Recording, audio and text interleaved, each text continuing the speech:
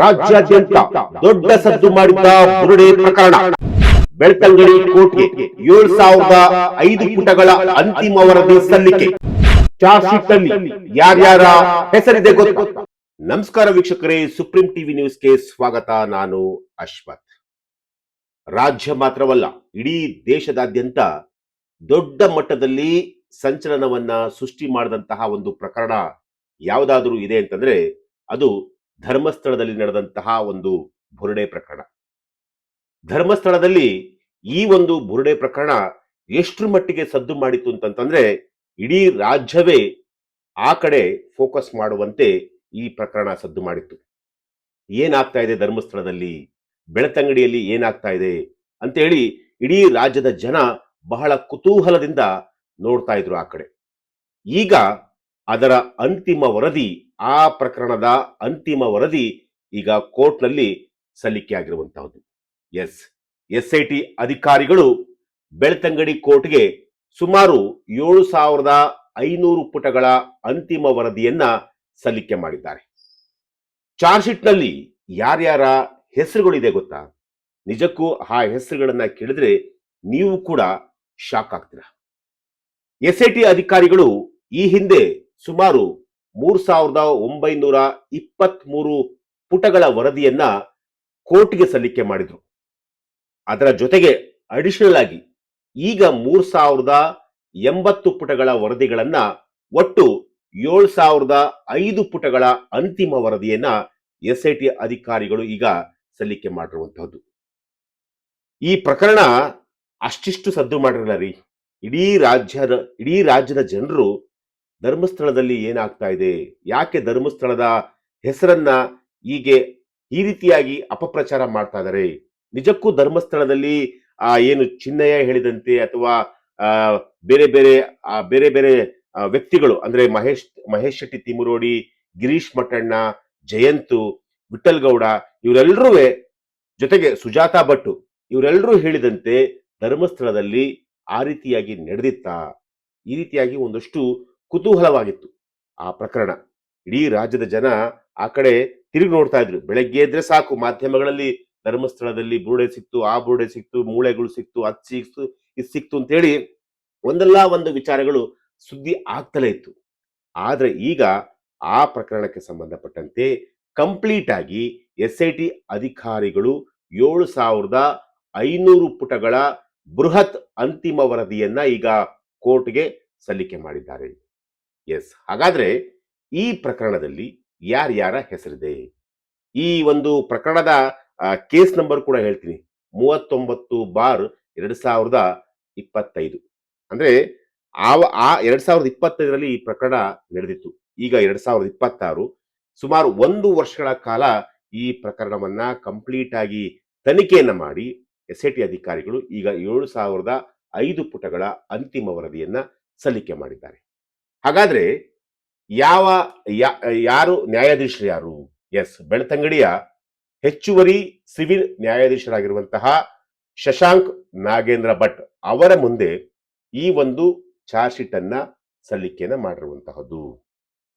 7,005 ಪುಟಗಳು ಅಂತಂದ್ರೆ ಸಾಮಾನ್ಯ ಅಲ್ಲ. ಎಲ್ಲಾ ಸಾಕ್ಷಿಗಳನ್ನು ಕೂಡ ಕಲೆಕ್ಟ್ ಮಾಡಿರ್ತಾರೆ. ಒಂದು ಸಣ್ಣ ಸಾಕ್ಷಿಗಳನ್ನು ಕೂಡ SIT ಅಧಿಕಾರಿಗಳು ಕಲೆಕ್ಟ್ ಮಾಡಿ ಸುಮಾರು 7,005 ಪುಟಗಳ ಅಂತಿಮ ವರದಿಯನ್ನ ಈಗ ನ್ಯಾಯಾಧೀಶರಾದಂತಹ ಶಶಾಂಕ್ ನಾಗೇಂದ್ರ ಭಟ್ ಅವರಿಗೆ ಸಲ್ಲಿಕೆ ಮಾಡುವಂಥದ್ದು. ಹಾಗಾದ್ರೆ ಈ ಪ್ರಕರಣದಲ್ಲಿ ಯಾರ್ಯಾರ ಹೆಸರಿದೆ?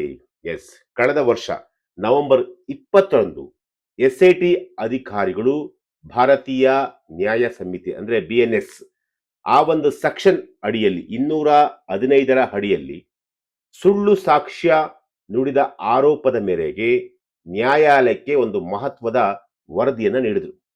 ಈ ಪ್ರಕರಣದಲ್ಲಿ ಮುಖ್ಯ ಆರೋಪಿಯಾಗಿದ್ದಂತಹ ಹಾಗೂ ಮಾಜಿ ಮಾಸ್ಕ್ ಮ್ಯಾನ್ CN ಚಿನ್ನಯ್ಯ ಸೇರಿದಂತೆ ಮಹೇಶ್ ಶೆಟ್ಟಿ ತಿಮುರೋಡಿ, ಗಿರೀಶ್ ಮಠಣ್ಣನವರ್, ಜಯಂತ್ ಟಿ, ವಿಠಲ್ ಗೌಡ ಹಾಗೂ ಸುಜಾತಾ ಭಟ್ ಒಟ್ಟು 6 ಜನರ ವಿರುದ್ಧ ಈಗ ದೋಷಾರೋಪ ಹೊರಿಸಲಾಗಿದೆ.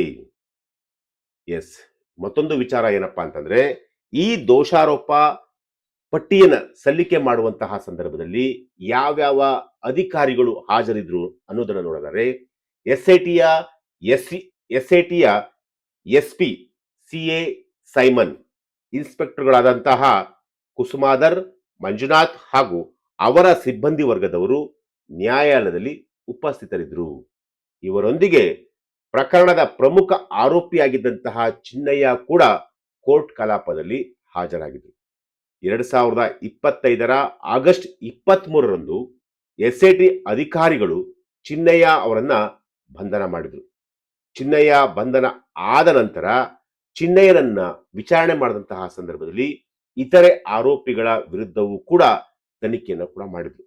ಅಂದ್ರೆ ಚಿನ್ನಯ್ಯ ಯಾರ್ಯಾರ ಹೆಸರುಗಳನ್ನ ಹೇಳಿರ್ತಾನೆ, ಗಿರೀಶ್ ಮಟ್ಟಣ್ಣನವರು, ಜಯಂತ್ ಟಿ, ಮಹೇಶ್ ಶೆಟ್ಟಿ ತಿಮ್ರೋಡಿ, ವಿಠ್ಠಲ್ ಗೌಡ, ಸುಜಾತಾ ಭಟ್, ಇವರೆಲ್ಲರ ಹೆಸರನ್ನು ಕೂಡ ತನಿಖಾ ಸಂದರ್ಭದಲ್ಲಿ ಚಿನ್ನಯ್ಯ ಬಾಯ್ಬಿಟ್ಟಿರ್ತಾನೆ. ಆ ಒಂದು ವಿಚಾರವನ್ನ ಇಟ್ಕೊಂಡಂತಹ ಎಸ್ಐಟಿ ಅಧಿಕಾರಿಗಳು ಇಷ್ಟೂ ಜನರನ್ನ ವಶಕ್ಕೆ ತೆಗೆದುಕೊಂಡು ವಿಚಾರಣೆಯನ್ನ ಮಾಡಿ ಈಗ ಅಧಿಕೃತವಾಗಿ ಈ ಒಂದು ಪ್ರಕರಣದ ಒಂದು ತಾರ್ಕಿಕ ಅಂತ್ಯಕ್ಕೆ ಬಂದಿರುವಂತಹದ್ದು. ಹಾಗಾದ್ರೆ ವಾಟ್ ನೆಕ್ಸ್ಟ್? ಮುಂದೆ ಏನು? ಚಾರ್ಜ್ ಶೀಟ್ ಸಲ್ಲಿಕೆ ಆಯಿತು, ಮುಂದೆ ಏನಾಗುತ್ತೆ? ಚಾರ್ಜ್ ಶೀಟ್ ಸಲ್ಲಿಕೆ ಆದ ನಂತರ ಕೋರ್ಟಲ್ಲಿ ಮತ್ತೆ ಟ್ರಯಲ್ ಶುರುವಾಗುತ್ತೆ.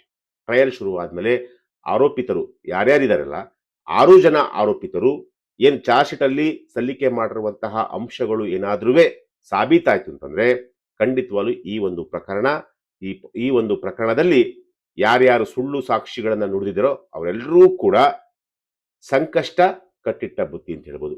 ಸದ್ಯಕ್ಕಂತೂ ಎಸ್ಐಟಿ ಅಧಿಕಾರಿಗಳು ಒಂದು ಅಂತಿಮವಾದಂತಹ ಒಂದು ವರದಿಯನ್ನ ಈಗ ಈ ಒಂದು ಬುರುಡೆ ಪ್ರಕರಣಕ್ಕೆ ಸಂಬಂಧಪಟ್ಟಂತೆ ಒಂದು ಅಂತಿಮವಾದಂತಹ ವರದಿಯನ್ನ ಈಗ ಸಲ್ಲಿಕೆ ಮಾಡಿರುವಂಥದ್ದು. ಈ ಪ್ರಕರಣ ಮುಂಬರುವಂತಹ ದಿನಗಳಲ್ಲಿ ಯಾವ ರೀತಿಯಾದಂತಹ ಒಂದು ಸ್ವರೂಪವನ್ನ ಪಡೆಯುತ್ತೆ ಅನ್ನೋದನ್ನು ಕೂಡ ಕಾದು ನೋಡಬೇಕಾಗಿದೆ. ಯಾಕೆಂತಂದ್ರೆ ಸುಪ್ರೀಂ ಕೋರ್ಟ್ ಕೂಡ ಈ ಒಂದು ಪ್ರಕರಣವನ್ನ ತುಂಬಾ ಸೂಕ್ಷ್ಮವಾಗಿ ಗಮನಿಸ್ತಾ ಇದೆ. ಧರ್ಮಸ್ಥಳದಲ್ಲಿ ಡೇ 1 ಇಂದ ಇಲ್ಲಿವರೆಗೂ ಏನೆಲ್ಲ ಆಯ್ತು ಅದೆಲ್ಲವನ್ನೂ ಕೂಡ ಸುಪ್ರೀಂ ಕೋರ್ಟ್ ತುಂಬಾ ಸೂಕ್ಷ್ಮವಾಗಿ ಗಮನಿಸ್ತಾ ಇರುವಂಥದ್ದು. ಸೊ ಹಾಗಾಗಿ ಸುಪ್ರೀಂ ಕೋರ್ಟ್ ಕೂಡ ಈ ಒಂದು ಪ್ರಕರಣದಲ್ಲಿ ಏನು ಹಸ್ತಕ್ಷೇಪ ಮಾಡುವಂತಹ ಒಂದು ಸಾಧ್ಯತೆಯೂ ಕೂಡ ಇರುವಂತಹದ್ದು. ಅಂದ್ರೆ ಹಸ್ತಕ್ಷೇಪ ಮೀನ್ಸ್ ಅಂತಂದ್ರೆ ಈ ಪ್ರಕರಣದ ಸತ್ಯಾಸತ್ಯತೆ ಏನಿರಬಹುದು ಅಂತಂತ ಹೇಳಿ ಒಂದು ಡೈರೆಕ್ಷನ್ ಅನ್ನು ಕೊಡುವಂತಹ ಒಂದು ಕೆಲಸವನ್ನ ಈಗಾಗಲೇ ಮಾಡಿರುವಂತದ್ದು. ಸೊ ಹಾಗಾಗಿ ಈ ಪ್ರಕರಣ ಮುಂಬರುವಂತಹ ದಿನಗಳಲ್ಲಿ ಯಾವ ರೀತಿಯಾದಂತಹ ಒಂದು ಸ್ವರೂಪವನ್ನ ಪಡೆಯುತ್ತೆ ಅನ್ನೋದನ್ನು ಕೂಡ ಕಾದು ನೋಡಬೇಕಾಗಿದೆ. ಎಸ್, ಇದು ಇವತ್ತಿನ ಒಂದು ವಿಚಾರ. ನಾಳೆ ಮತ್ತೊಂದು ವಿಚಾರದೊಂದಿಗೆ ನಾನು ನಿಮ್ಮನ್ನ ಭೇಟಿ ಆಗ್ತೀನಿ. ನಿರಂತರ ಸುದ್ದಿಗಾಗಿ ನೋಡ್ತಾ ಇರಿ Supreme TV News. Thank you.